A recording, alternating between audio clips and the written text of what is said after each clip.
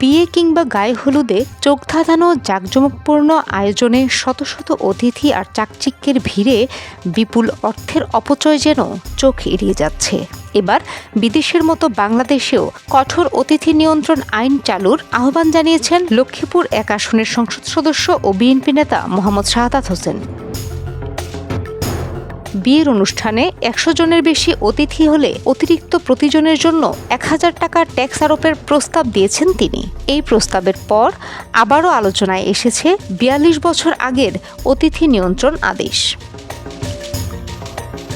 রাজধানীর ঢাকা রিপোর্টার্স ইউনিটিতে জাতীয় বাজেট ২০২৬-২৭ নিয়ে আয়োজিত এক আলোচনা সভায় বিয়ে ও গায়ে হলুদে অতিরিক্ত জাঁকজমক, নাচ গানের মহড়া এবং খাদ্যের অপচয় নিয়ে উদ্বেগ প্রকাশ করেছেন তিনি।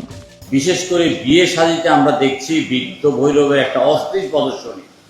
একটা বিয়েতে কি পরিমাণ অপচয় হয় এটা একেবারে কল্পনার বাইরে।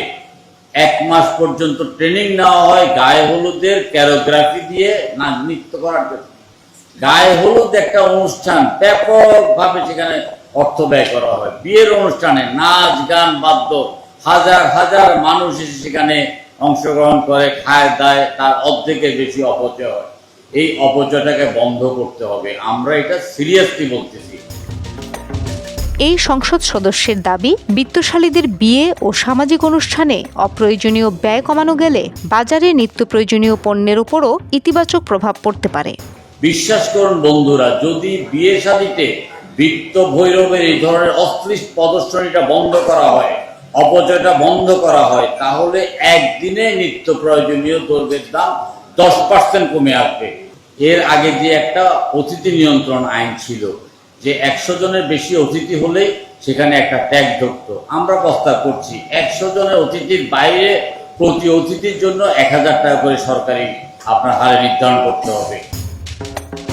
তার এই বক্তব্যের পর নতুন করে আলোচনায় এসেছে ১৯৮৪ সালের অতিথি নিয়ন্ত্রণ আদেশ। এই আদেশ অনুযায়ী বিয়ে, জন্মদিন, আকিকা ও অন্যান্য সামাজিক অনুষ্ঠানে আয়োজক পরিবারের বাইরে সর্বোচ্চ ১০০ জন অতিথিকে চাল বা গম দিয়ে তৈরি খাবার পরিবেশনের অনুমতি ছিল। এর বেশি হলে আগে থেকেই জেলা প্রশাসক বা উপজেলা নির্বাহী কর্মকর্তার অনুমতি নিতে হতো। এখানেই শেষ নয়, অতিরিক্ত প্রতিটি অতিথির জন্য সরকারি কোষাগারে ১০ টাকা ফি জমা দেওয়ার নিয়ম ছিল। পরে তা বাড়িয়ে ২৫ টাকা করা হয়। বিধি লঙ্ঘনের ক্ষেত্রে জরিমানা ও কারাদণ্ডের ব্যবস্থাও ছিল।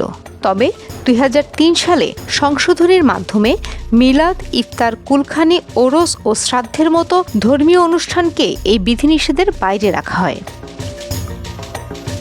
এ আদেশটি এখনও আনুষ্ঠানিকভাবে বাতিল হয়নি, তবে দীর্ঘদিন ধরে এর কোনো বাস্তব প্রয়োগ নেই আমাদের সমাজে।